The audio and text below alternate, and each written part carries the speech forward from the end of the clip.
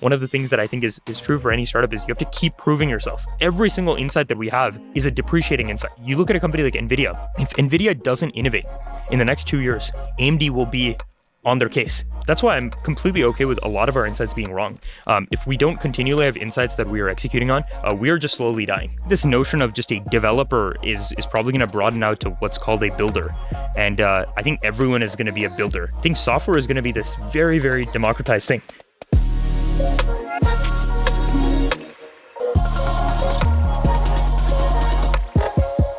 Welcome back to another episode of The Light Cone. Today we've got a real treat. We have the co-founder and CEO of Windsurf, one of the people who literally brought vibe coding into existence. Varun, thanks for joining us. Thanks for having me, guys. Where is Windsurf now? Like, all of us intuitively know, we use it, but how big is it now? Where is it? Yeah, so the product has had well over 1 million developers kind of use the product, has hundreds of thousands of daily active users right now. It's being used for all sorts of things, from modifying large code bases to building apps extremely quickly, 0 to 1. And we're super excited to see where the technology is going. Let's get to the brass tacks. How'd you get started? The company actually started 4 years ago. We didn't start as Windsurf. We actually started as a company called Exafunction. We were a GPU virtualization company at the time. Previously, me and my co-founder had worked on autonomous vehicles and AR/VR, and we believed deep learning was going to transform many, many industries, from financial services to defense to healthcare. You were many right. Industries. Yeah, we might have timed it wrong though. Ultimately, we built a system to make it easier to run these deep learning workloads, and similar to what VMware does for computers and CPUs, we did that for GPUs. The middle of 2022 rolled around though, and what happened at the time was we were managing upwards of 10,000 GPUs for a handful of companies. And we had made it to a couple million in revenue. But the transformer became very popular with these models like Text DaVinci from OpenAI. And we felt that that was going to fundamentally disrupt the business we had, or that small business that we had at the time, because we felt that everyone was going to run these transformer type models. And in a world in which everyone was going to run one type of model architecture, transformers, we thought if we were a GPU infrastructure provider, we would get commoditized, right? If everyone's going to do the same thing, what is our alpha going to be? So at the time, we basically said, hey, could we take our technology and wholesale pivot the company to do something else? And that's scary. Yeah, that was a bet the company moment. We did it within a weekend.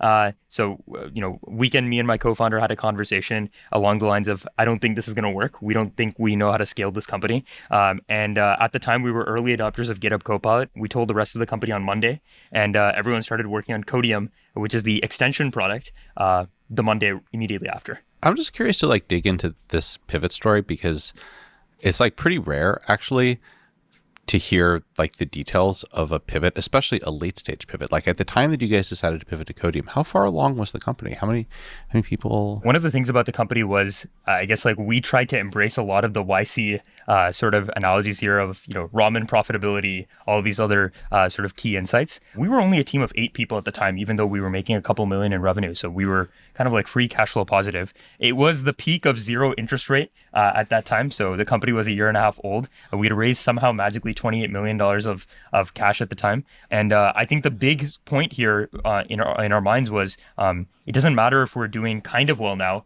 If we didn't know how to scale it, we kind of need to change things really fast. I guess the thing that's remarkable is when you started the company, you had this thesis where you were betting that a lot of companies were going to build their own custom deep learning pipelines to train BERTs, right? That was the thing that was working. But in 2022, you saw the hockey stick shift, that suddenly there would be one model that would rule them all. So you were foreshadowing a lot of the future. And there's a lot of it that came from that conviction. So I'm curious, what were those signs? Because you had to be really embedded into it too. We're making already 7 figures. You could have raised a Series A. You're we're going to throw all that away and burn it. Yeah, so actually, even crazy enough, we had raised our Series A at that time. Okay, so you raised it. But whether or not we should have been able to is a different question. No, I think you're totally right. I think one of the things that was happening at the time was we were working with, largely speaking, these autonomous vehicle companies, because they had the largest sort of deep learning workloads at the time. And we were sort of seeing, hey, that workload is growing and it's large, but we were betting fundamentally that the other workloads, which were these other natural language workloads, kind of these workloads in these other industries like financial services, healthcare, would take off. But I think once we saw these models, these generative models handle so many of the use cases, right? Maybe an example is in the past, you would train a BERT model to actually go ahead and do sentiment classification. But very quickly, when we tried even a bad version of GPT-3, like the very old version, we were like, this is going to kill sentiment classification. There's no reason why anyone is going to train a very custom model anymore for this task. I think we saw the writing on the wall that our hypothesis was just wrong, right? And that's like one of those things, right? You go in with some thesis on where you believe the space is going to go, but if your hypothesis is wrong and information on the ground changes, you have to change really fast. So then what did you decide to do? So it's like you decided, okay, we're going to pivot. And when we work with founders, that's kind of stage one. So you're not half foot in, half foot out. So you had that conviction, we need to try something out. How did you figure out what was going to be the next step? I think we needed to pick something that actually everyone at the company was going to be excited about. I think if we had picked something that was what we thought could be valuable, but people were not excited about, we would fail. We'd fail immediately. We came with an opinionated stance of, we were early adopters of a product called GitHub Copilot. We thought that was the tip of the iceberg on where the technology could go. Obviously, everyone at the company was a developer. Dev tool companies, generally speaking, usually don't do that well. In the past, they have not. But hey, like when you have no other options, it's a very easy decision, right? Like you're going to be a zero with a high probability anyways. You might as well pick something that you think could be valuable and everyone's going to be motivated to work on. Everyone's forgot this now, it feels like, because GitHub Copilot's in the background. But at that particular moment, it felt inevitable that Copilot was going to win, right? Like it just had everything, like the GitHub connection, Microsoft distribution, like OpenAI, yeah. Like it seemed like no one could compete. So how did you have like the bravery to be like, oh yeah, we can totally crush Copilot? Yeah, so this is where there's like an irrational optimism piece. I've said this before, but to the company, but I think startups require like two distinct beliefs, and they actually kind of like run counter to each other. You need this irrational optimism, because if you don't have the optimism, you just won't do anything. You're just a pessimist and a skeptic, and those people don't really accomplish anything in life. And you need uncompromising realism, which is that when the facts change, you actually change your mind, right? And that's a very hard thing to do both, because the thing that makes you succeed through irrational optimism, is exactly opposite to the things that allow you to be a very realistic company. So irrational optimism, we basically said, hey, we know how to run and train models ourselves. We actually trained the first autocomplete models ourselves and ran it on our product, gave it out for free. I don't think we had the exact roadmap on where this was going, but we just felt there was a lot more to do here. And if we couldn't do it, then I guess we'd die. But we might as well bet that we could do it. Were your early versions better than GitHub Copilot at the time? So our earliest version that we shipped out was materially worse than GitHub Copilot. The only difference was it was free. We built a VS Code extension after Pivot. Within, I think, 2 months, we had shipped the product and given it out to Hacker News, posted something on Hacker News. We built that out. It was missing a lot of key features. Like the model that we were running was like an open source model that was not nearly good as the model that GitHub Copilot was running. Very quickly then, our training infrastructure got better. So we actually went out and trained our own models based on the task. And then suddenly it actually got capabilities that even GitHub Copilot didn't within 2 months. Basic capabilities. Now we'd find this like hilarious that it was even state of the art, but our model could actually fill in the middle of code. So when you're writing code, you're not only just adding code at the end of your cursor, but you're filling it in between two parts of a line, right? And that code is very incomplete and looks nothing like the training data of these original models, right? So we trained our models to make it actually very, very capable for that use case.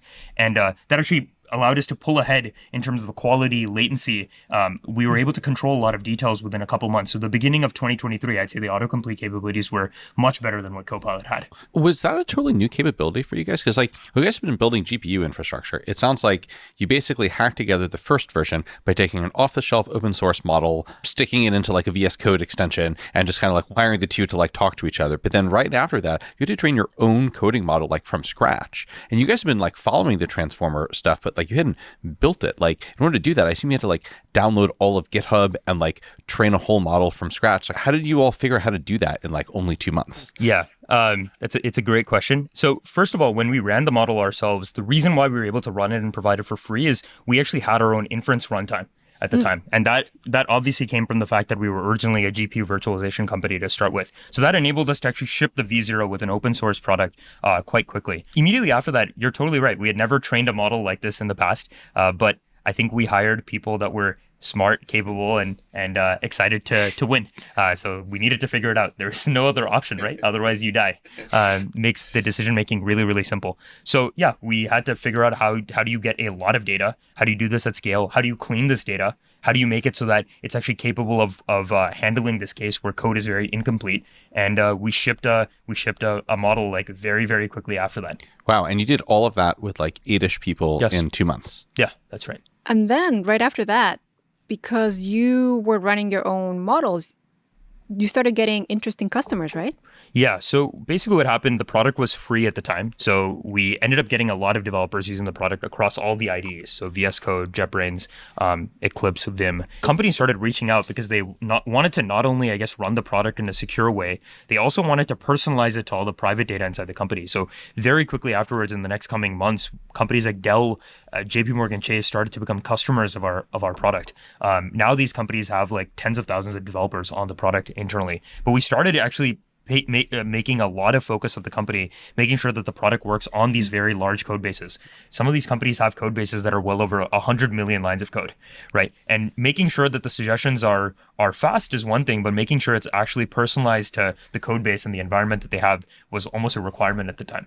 You did that pivot, you built it in 2 months, then shipped it, and within a couple of months, you got these big logos. Yeah, so I mean, obviously these companies take some time to close, but pilots were starting within like a couple months or a quarter after that. Obviously we had no salespeople at the company, so like the founding team was just trying to run as many pilots as possible to see what would ultimately work. At what point did you expand beyond just the VS Code extension into supporting all these other IDEs? That was actually very, very soon afterwards. How did you think about that? Like, there's like one argument that you could make, which is like, there's lots of VS Code developers, you had a tiny team.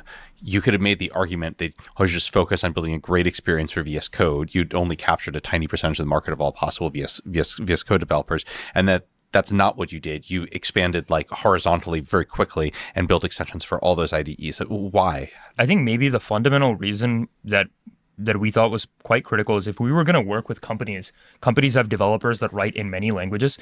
Like for instance, a company like JP Morgan Chase might have over half of their developers writing in Java. And for those developers, they are going to use JetBrains and IntelliJ. IntelliJ is over 70 to 80% of all Java developers in the world currently use IntelliJ right now. So we would just need to turn away a lot of companies. Like a lot of companies would not be able to use us as the de facto solution. Like we'd be one of many solutions inside the company.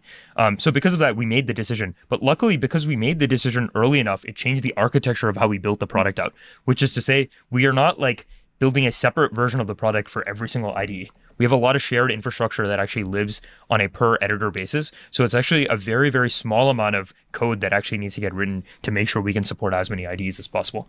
So this is one of those things that an early decision that we made ended up making it much easier to make this transition. How about the transition from Codium to Windsurf? At the time, now we're probably going to middle of 2023, we start working with some very large enterprises. Within the next year, like the business has gone well over sort of 8 figures in revenue, just from these enterprises using the product. And we have this like free individual product.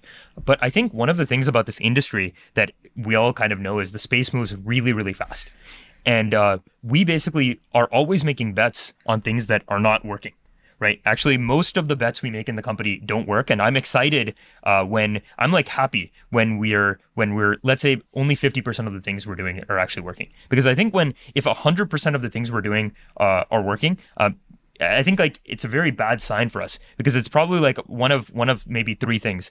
The first thing it is like, hey, we're not trying hard enough, right? That's probably what it means. The second thing is we somehow have a lot of hubris, right? And the hubris is like we believe everything we do is right, even despite the facts that are sort of on the ground. And then the sort of third key piece here is we're not actually testing our hypotheses in a way that like tells us where the future is going. We're not actually at the frontier of what the capabilities and technology ultimately is. So we believed actually in the very beginning of last year that agents were going to be extremely huge. And we had prototypes of this in the beginning of last year, and they just didn't work. But there were different pieces we were building that we felt were going to be important to making agents work, which is understanding large code bases, understanding the intent of developers, making edits on the code base really, really quickly. And we had all these pieces. The thing we didn't have is a model that was capable of calling these tools efficiently enough. And then obviously in the middle of last year, that completely changed with the advent of like Sonnet 3.5, right? And with that, we basically said, okay, we now have these agentic capabilities, but the ceiling of what is we can show to our developers on VS Code was limited. We were not able to provide a good enough experience, and we thought what was going to happen is developers would spend way more time not writing software, but reviewing software that the AI was going to put out. We're, I think, a technology company at heart, and I think we are a product company, but I think the product serves the technology, which is to say, we want to make the product as good as possible to make it so that people can experience the technology, right? And we felt that we were, with VS Code, we were not able to do that. So the middle of last year, we decided, hey, like, we need to actually go out and actually have our own IDE out there. So that's what triggered actually creating Windsurf.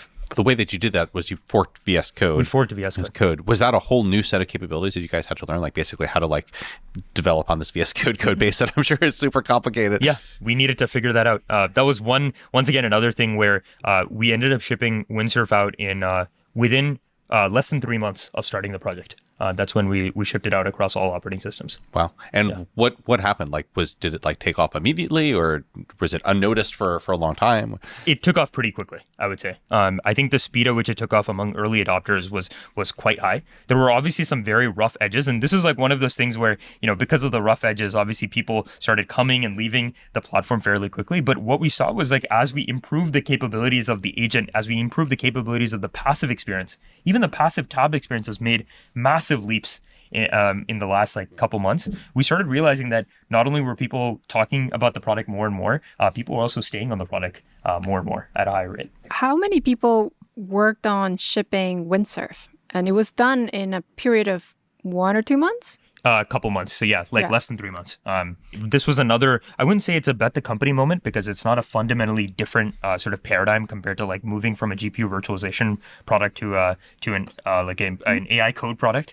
But yeah, it was anyone that could work on it needed to kind of like drop what they were working on in the past and work on it immediately. And at that time, how big were you guys? The engineering team was probably still less than 25 people. Wow. This is crazy. Interestingly, our company actually, from an employee standpoint, actually didn't have that few people. We actually had a fairly large go-to-market team, because it's in the AI space, one thing that's like a little bit weird about our company compared to most other companies is we have a fairly large go-to-market team. Like, we were selling our product to the largest Fortune 500 companies. It's very hard to do that purely by letting them swipe a credit card. You need a lot of support. You need to make sure that the technology is like getting adopted properly, which is very different than just give the people the product and see it grow effectively. So from an engineering standpoint, we've always run fairly lean, but because of the market interest, we've always had a lot of people on go-to-market actually. Who are like sort of the ideal people to go into that function? Is it really good engineers who want to be forward deployed? Yeah. So we have two components of it. We have account executives. So these are folks that, in general, we try to find people that are very curious and excited about the capabilities. In fact, people that would use Windsurf in their free time, because they're providing the product to leaders who also love software and technology, right? So if they're just completely just unaware of the technology, they're not going to be helpful. And then we also have these deployed engineer like sort of roles, similar to what you said, that get their hands really dirty with the technology and make sure that our customers get the most value from the technology. I mean, the wild thing is because everyone uses Windsurf, it sounded like you're having even these AEs who are non-technical become like just vibe coding champions. Yeah.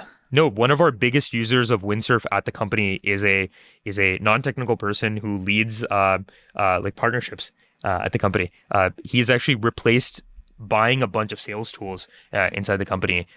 And this is one of those things where I think Windsurf is giving power back to the domain experts, right? In the past, what would happen in an organization is he would need to talk to a product manager who would talk to an engineer and the engineer would have a large backlog because this clearly doesn't immediately make the product better, right? So this has to be a lower priority. But now he is actually kind of empowered to actually go and build these apps. Did he have any programming background at all? None. Oh, interesting. None. Because that's definitely one of the controversies on Twitter at the moment. It's just like, can you actually vibe code unless you know some amount of coding already? Yeah. One of the things we do have is if we do need to deploy one of these apps, we have a person that actually focuses on making sure that these apps are secure and deployed. But the amount of leverage that person has is ridiculous. Instead of him going out and building all of these apps, the V0 could actually get built by people that are domain experts but non-technical inside the company. With the Codium launch, you went head on against like Microsoft and GitHub and these huge incumbents.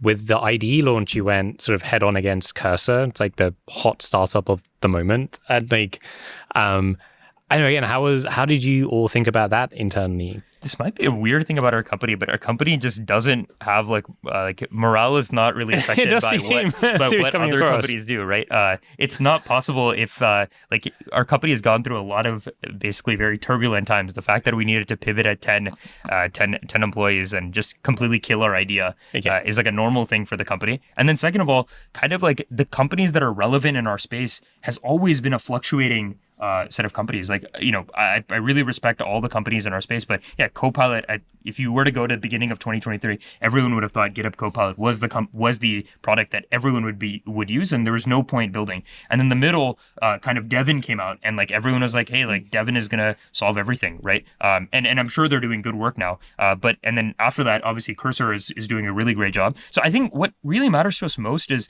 do we have a good long-term strategy, and are we executing in a way where we're getting towards that long-term strategy while being flexible with the details, right? And as long as we're doing that, I think we have a fighter's chance, right? And that's like the way we've always operated. Do you educate yourself at all on the competitors' products, though? Yes. Yeah. I think we don't want to put our heads in the sand and kind of tell ourselves our product is awesome, and just kind of, because it's very easy to do that, especially given the fact that before we worked on Windsurf, the company was also growing very, very quickly from like a revenue standpoint. What sort of opinions did you have, or what taste or opinions did you have for the full IDE that was sort of maybe different to Cursor? I'm actually just asking, is Cursor's a very well-liked product, obviously, and so at a product level, why are you like, oh yeah, like actually we want to build it this way? Yeah, no, I think it's a great question. So maybe the first point is, at the time, actually, when we started working on Windsurf, all the products were basically chat and this autocomplete capability. I think that's basically what GitHub Copilot was, what Cursor was at the time. I think we took a very opinionated stance that we thought agents were where the technology was actually going. We were the first agentic editor that was out there. I think the biggest sort of takeaway was we didn't believe in this kind of paradigm where everyone would be mentioning everything, right? This almost reminded us of like the anti-pattern of what Google and these search engines were before like Google improved their product a lot, which was kind of like these landing pages that had like every distinct kind of like bucket of things you could search for. But Google came out with this very clean search box. Even Google at the time, you would get better answers if you wrote and or like site link. And now it's gone way better, right? And I guess we had a belief that the software would get more and more easy to build, right? And we would build from that starting point. When we saw all the other players in the space making their product so configurable in a way that we thought was, I think, good for users now for where the technology was, but something that wouldn't be unnecessary down the line. So we invested in capabilities like, how do you deeply understand the code base to understand the intent of the developer? How do you actually go out and make changes in a way that's like very quick to the code base? So we took the approach of, hey, instead of having this read-only system where you tag everything, what happens if you could make changes very quickly? And that's why like at the time we were kind of the first to do that. Now, if you were to ask like, is that a very obvious decision now? I think it's very obvious now. It looks very obvious. And this is where like one of the things that I think is true for any startup is you have to keep proving yourself, right? Like every single insight that we have is a depreciating insight. It is a very, very depreciating insight. Like technology, the reason why companies win at any given point is not like they had a tech insight like 1 year ago, right? Actually, if a company wins, other than the fact that they have a monopoly, it's actually like a compounding tech advantage that keeps sort of existing over and over again. And I think the example of this that I find most exciting is you look at a company like NVIDIA. If NVIDIA doesn't innovate in the next 2 years, AMD will be on their case, right? And NVIDIA will not be able to make 60-70% gross margins at that point, right? Even though it's like one of the largest companies in existence right now. By basically having good insights to start with, you're able to learn from the market and maybe compound that advantage with time. And that's like the only thing that could be persistent. It sounds like a moat is, we think of it as a noun, but it's actually a verb. Yeah, something that could change with time, right? I also think for us, and I tell the company this, if we're not continuing to have insights, and that's why I'm completely okay with a lot of our insights being wrong. If we don't continually have insights that we are executing on, we are just slowly dying. That's like what's actually happening. I think the interesting thing is that is easier now looking back and connecting the dots on your journey, how a lot of these technology bets you took actually did end up compounding what Windsurf ended up becoming, right? Like it was happenstance that you being really good at GPU deployment VMware optimization ended up being the thing to be really good at you at being blazingly fast autocomplete because it's faster than other products, right? So that kind of compounded there.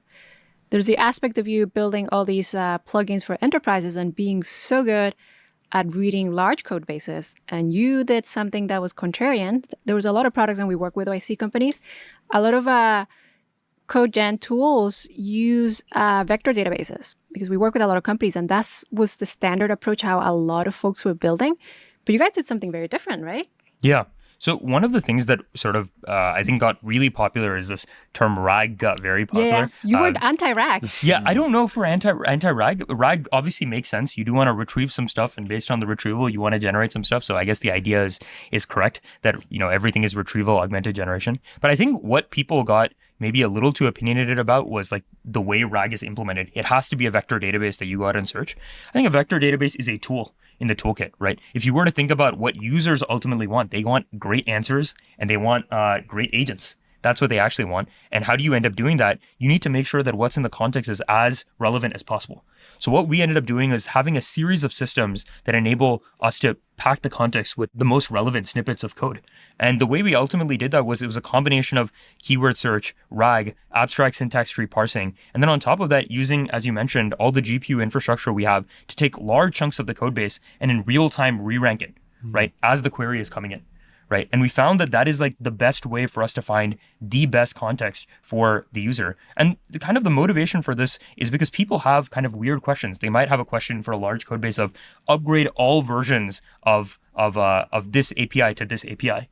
And if embedding search only finds 5 of them, it's not of the 10. It's not a very useful feature at that point. So we needed to make sure the precision recall was as high as possible, which meant that we used a series of technologies to actually get to the best solution. There's a bit of a thing going on with a lot of AI startups getting built, taking too much of a intellectual shortcut with what works for the problem domain space.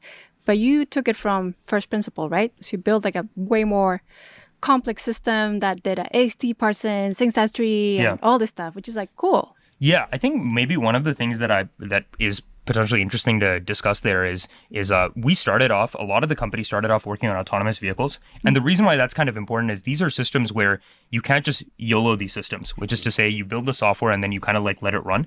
You need really good evaluation. I think at the company, we don't strive for complexity. We strive for what works. And then the question then is like, why is the system so much more complex now? It's because we built really good evaluation systems. Oh, interesting. Right? How do the evals work? Yeah, so the evals for code are actually really cool. Basically, the idea is code, you can leverage a property of code which it can be run, right? And we not only have real-time user data, we can put that aside for now, but we can take a lot of open source projects and find, I guess, commits in these open source projects with tests attached to them. So you can imagine a lot of cool things we can do based on that. You can take the intent of a commit, delete all the code that is not the unit test, right? And then you can see, hey, are you able to retrieve the parts where the change needs to get made? Do you have a good high-level intent to make those changes? And then after making the changes, does the test pass? You can do that task. You can mask the task. And by masking the task, it's more like the Google task. And what I mean by the Google task is it's trying to predict your intent, which is to say, let's say you only put in a third of the change, but you don't get the intent. Can you then fill out the rest to make the test pass? So there's so many ways you can slice this. And each of them, you can break it down into so much granularity. You can be like, what is my retrieval accuracy? What is my intent accuracy? What is my passing? What is my test passing accuracy? And you can do that. And then now you have a hill to climb. And I think that's actually important. Before you add a lot of complexity for any of these AI apps, I think you need to like make a rigorous hill that you can actually climb, right? Otherwise, you're just shooting in the dark, right? Why would we add the AST parsing if it's unnecessary? Actually, it's awesome if it was unnecessary, right? I don't want to add a lot of complex stuff to our code. In fact, I want the simplest code that ends up doing having the most impact. So the evals were actually really, really critical for us to make a lot of these investments at the company. How much of the development that you do is like basically driven by improving the scores on the evals versus like basically vibes based? Like you guys are all using Windsurf yourself, you're getting feedback from users all the time, and then you have just like a sense that this thing is going to work better, and then the evals are just sort of like a check that you didn't screw up something else? It's a little bit of both, but obviously for some kinds of systems, I think evals are more important than but like more easy than vibes. Just because for the system that basically takes a large chunk of the code, chunks it up, and passes it to hundreds of GPUs in parallel, giving you a result in 1 second, it's very hard to have an intuition of like, is this way better? Because that's a very complex sort of retrieval question. But on the other hand, there are much easier things that from a vibe perspective are valuable. What if we looked at the open files in a code base? This is actually a harder thing to eval. Because when you're evaling, you don't know what the user is doing in real time. This is one of those cases where having a product and market helps us a lot, right? And we're able to take a lot of user data on how people use the product to actually actively make the product much better. So that's maybe starts with vibes, and then after that, you can build eval, right?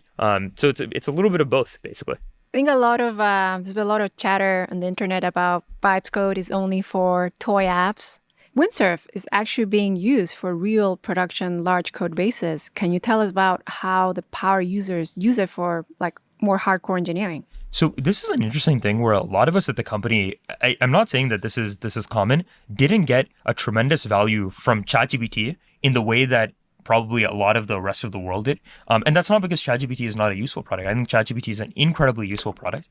It's actually because a lot of them had already used things like Stack Overflow at the time. And Stack Overflow is a worse version than ChatGPT for the kinds of questions you want. But that was just a thing that they already knew how to use, right? And so they were able to get away with not using or relying on chat nearly as much. But basically what happened is very recently with agents, the agent is making larger and larger scale changes with time.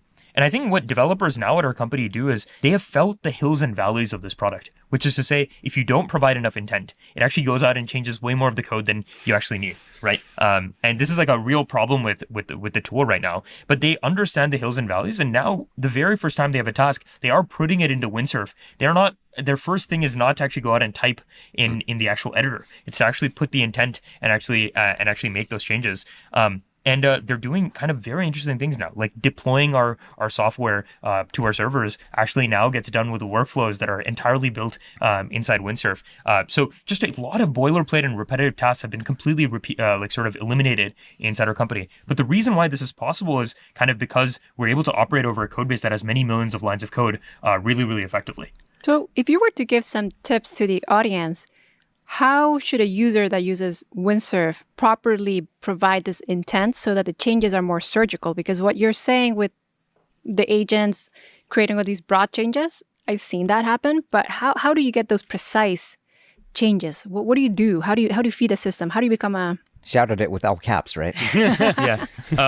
No, so I think this is one of those things where I think you kind of need to have a little bit of faith in the system and let it kind of mess up a little bit, which is kind of scary because I think a lot of people, for the most part, they will write off these tools really quickly. Obviously, no one at our company would write off the tool because they're building the tools themselves. I think people's expectations are very high, and maybe that's like the main piece of feedback I'd give, which is that our product actually for these larger and larger changes, it might make 90% of the changes correctly, but if 10% is wrong, people will just write off the entire tool. And I think at that point, actually, probably the right thing to do is either revert the change. We have an ability to actually revert the change, or just keep going and see where it ultimately can go. And maybe the most important aspect is commit your code like as frequently as possible. I think that maybe that's like the big sort of tip there, which is that you don't want to get in a situation where you've made 20 changes and on top of that made some changes yourselves and you can't like revert it, and then you get like very frustrated at the end of it.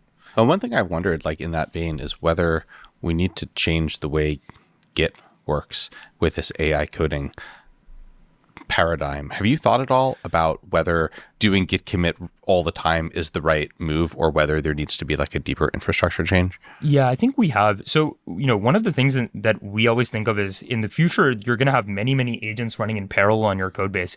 That has some trade-offs, right? If you have two agents that kind of modify the same piece of code at the same time, it's hard to actually know what's going on. That's another thing, is that like it's hard to have multiple branches checked out at the same time. Yeah. With different agents working on them independently. That's right. The merge conflict. Oh God. Yeah. There's a lot of that. Yeah. But hey, that's how real software development works too. When you have a lot of engineers that operate on a code base, they're all like kind of mucking around with the code base at the same time. So that's not a very unique thing. I think Git is a great tool. I think it's maybe a question of like how can you skin Git to work in a way that works for this product surface. Like an example is Git has these things called work trees, which is like you can have many work trees and versions of the repository all in the same directory. And perhaps you can have many of these agents working on different work trees. Or instead of exposing the branch concept to you, you actually can maintain a branch yourself that you can apply to the main branch of the user kind of repeatedly. One of the things that we think about at the company in terms of why we think our agent is really good is like we try to have a unified timeline on everything that happened. The unified timeline is not just what the developer did, but actually what the developer did in addition to what the agent did. So actually our product, if you end up doing things in the editor, if you end up doing things in the terminal, right, all of those things are captured. And the intent is actually kind of tracked in such a way where when you use the AI knows, right, in that situation. So in some ways, we'd like this thing where the agent is not operating on a completely different timeline, but it's like something that's kind of getting merged in, at a fairly high cadence. So I think this is like an open problem. I don't think we have like the exact right answer for this. What are other things that you envision changing about Windsurf in the future? How is it going to evolve? There's probably a lot of people that think the vibe coding is kind of a fad, but I think that's going to get more and more capable with time. I think, whenever I hear someone saying, hey, this is not going to work for this complex use case, it's like, it feels like a Luddite saying something, right? It's like, if you look at the way these AIs have gone better sort of year over year, it's actually astonishing. It's astonishing. Like, I'll give you an example of something that I held like kind of near and dear to my heart, which is, there's this math Olympiad called the Amy. And I used to do that in high school. And I was very excited about how well I would do. My high score was somewhere close to 14. Nice. And that's a very high score. Yeah, but the crazy thing is that was one of those things that I thought, oh wow, like the AI systems, they're not going to get anywhere near as good. And beginning of the year last year, it was probably like well under 5 maybe. And now they're the average that OpenAI has put out is like it's getting 14.5 to 15, right, for O4 Mini. So it's almost like you have to keep projecting this out, right? It's going to get crazy. And basically every part of the software development lifecycle, whether it be writing code, reviewing code, testing code, debugging code, designing code, AI is going to be adding 10 times the amount of leverage very shortly. It's going to happen like much more quickly than people imagine. Going back to your current engineering team, I'm just curious, like if they have all this time freed up from, not having to deal with like version upgrades and boring boilerplate stuff, like what do they spend the extra time on? One of the things about our company, and probably every startup that is building in the space, is the ceiling of where the technology can go is so high. It's so high. So it's actually that, if developers can spend less time doing boilerplate, they can spend more time testing hypotheses for things that they're not sure work. Right. In some ways, engineering becomes a lot more of like a research kind of culture, right, where you're testing hypotheses really, really quickly. And that has some high cycle time attached to it, right? You need to go out and implement things. You need to build the evaluation. You need to test it out with our users. But that's like the things that actually make the product way better. Does that mean you're going to hire a different type of engineer going forward? Like, are you looking for different things? Yeah, I think for engineers that we hire, we want to look for people with really high agency that are willing to be wrong and bold. But, weirdly, I don't know if that's changed for a startup, right? Startups should never be hiring people that the reason why they're joining a company is to very quickly write like boilerplate code, right? Because in some sense, and I don't want this is not the goal, but a startup can succeed even if they have extremely kind of ugly code. Right. That's not usually the reason why a startup fails. Sounds like my startup. Yeah, exactly. That's not usually the reason why a startup fails. The reason why a startup fails is they didn't build a product that was differentially good for their users. That's why they ultimately failed. This is all true, but also, like, in reality, you always need some sort of like workhorses to just kind of get certain things done. I feel like in the old days, this was like building Android apps.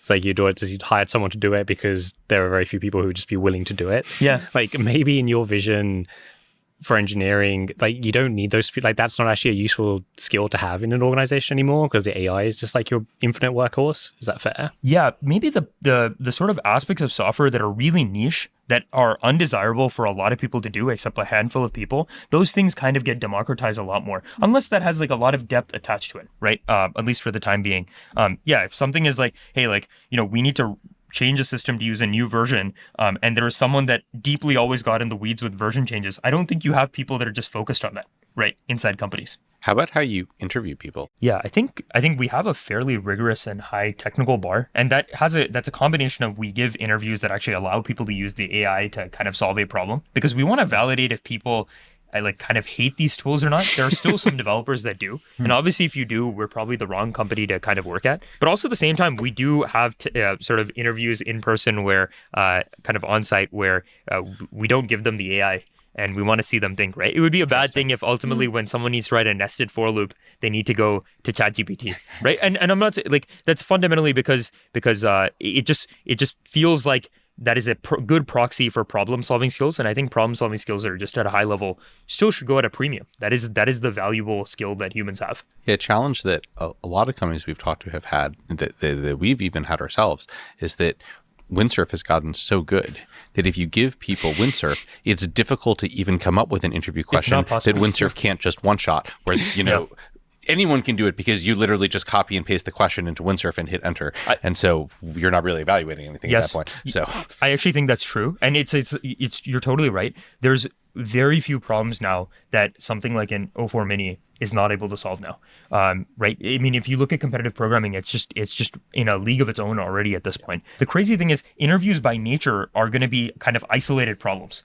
Right there by nature, because if the problem actually required so much understanding to do, you wouldn't be able to explain the problem. So that's like perfect for the LLMs, where you give them an isolated problem where you can test and run code extremely quickly. So yeah, you're totally right. Like I think if you only have algorithmic interviews and you let people use the AI, I don't know, you're not really testing anything at that point. Does that mean that you've gone away from just algorithmic questions and you ask different, like much harder questions that are actually well suited to being able to use an AI?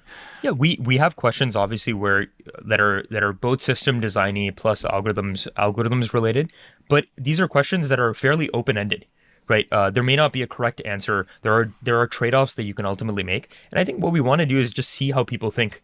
Right, given different trade-offs and different constraints, right? And we're trying to validate for like intellectual curiosity, right? And if someone ultimately says, "I don't know why," that's totally fine, as long as like they've gone to a depth that we feel kind of shows kind of interest and like good problem-solving skills, if that makes sense. Like you can tell when someone is curious, right, and wants to learn things. It's like very obvious. The next thought after this, which might be counterintuitive, you're at the forefront of building all these AI coding tools. It hasn't affected at all your hiring plans. On the contrary, you actually need way more engineers to execute. Tell us more about that. So I think that just boils down to, I think the problem has a very high ceiling, right? There's so many more things that we really want to do. The mission of the company is to reduce the time it takes to build technology and apps by 99%. It's going to take a lot of work to go out and do that. Now, granted, each person in our company is way more productive than they were a year ago. But I think for us to go out and accomplish that, I think it's a Herculean task. We need to start targeting more of the development experience, right? Right now, we've helped a lot with the code writing process and maybe the navigation of code process, but we have not touched much on the design process, on the deploying process. The debugging process is fairly rudimentary right now. There's just so many different pieces. If I was to look at it, like, if you say you have 100 units of time, we have an axe. We've cut off maybe like 40 or 50 in that time, but there's just a lot more snippets that we need to cut out basically at this point.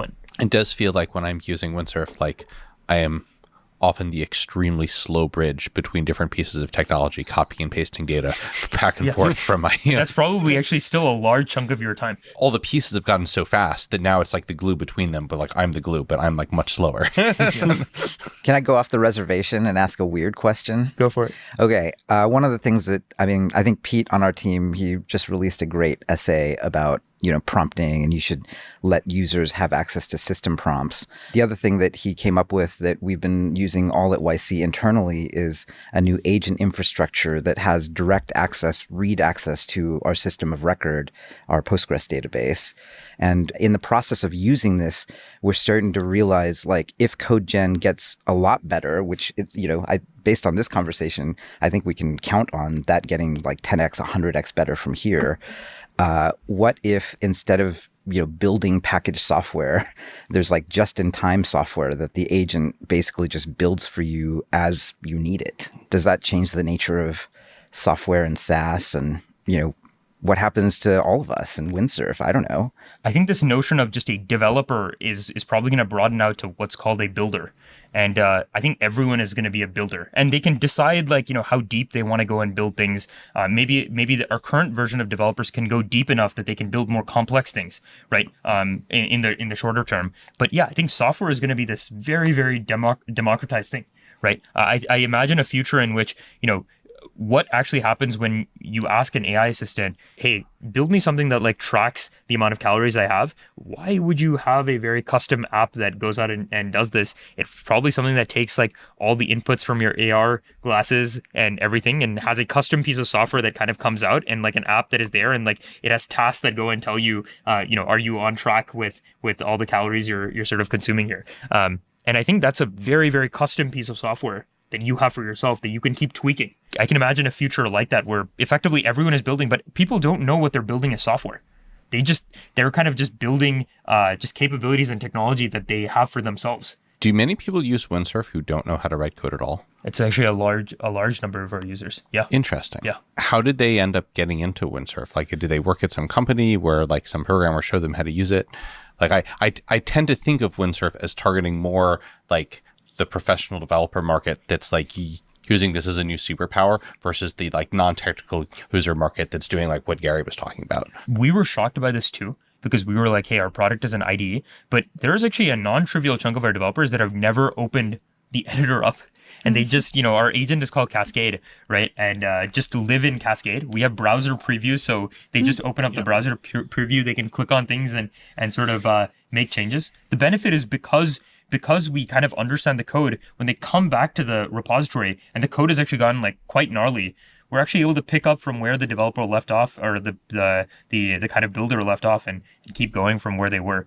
I will say we have not optimized tremendously for that use case, but it's actually kind of crazy how much is actually happening there. Do you think in the long term that this ends up being one product that targets like both of these audiences, or do you think actually there's like different products for different audiences? There's like a Windsurf, which is like focused on like serious developers who want to see the code and be in the details, and then there's maybe other products for folks who are totally non-technical who don't even want to see the code. I don't know what the long term is going to look like. Something tells me it's going to become more unified. But one of the things that I will just say is like, as a startup for us, even though we do have, like a good number of people, there's a limit to what we can focus on internally as well. So for us, like, we're not going to be focused on how do we build the best possible experience for the developer, as well as build the experience where we have so many things for the non-developer. But I have to imagine that this idea of building technology, as you get better and better at understanding code, you're going to be able to deliver a great experience for non-developers as well. But I don't know what the path dependence is. I assume like a bunch of companies in the space will go from non-developers to then supporting an ability to edit the code, right? And I think we're starting to see this already, where the lines are sort of getting blurred right now. You probably care about it for your evals at least. Yeah. No, you need to. You need to care about it for your evals. That's like the hard part for me to imagine for the pure non-developer product. What is the hill you're climbing if you're not like kind of understanding the code? How do you know your product is getting better and better? Is like an open question. Are you completely reliant on the base models getting better, which is fine, but then you should imagine then your product is an extremely light layer on top of the base model, which is a scary place to be, right? That means you're going to get competed across all different axes. How do you think about that in general, I guess? Like it's something we've talked about a lot on this podcast is just the GPT wrapper meme has completely gone away, I feel. Though every big release from one of the labs sort of brings it back a little bit, and everyone's a little bit scared that OpenAI is just going to eat everything. How do you think about that? I think the way I think about this is like, the company, as I mentioned before, it's a moving goalpost, which is to say today, if we're generating sort of 80-90% of all committed software, I think when the new model comes out, we're going to need to up our game. We can't just be at the same stage. Maybe we need to be generating 95% of all committed code.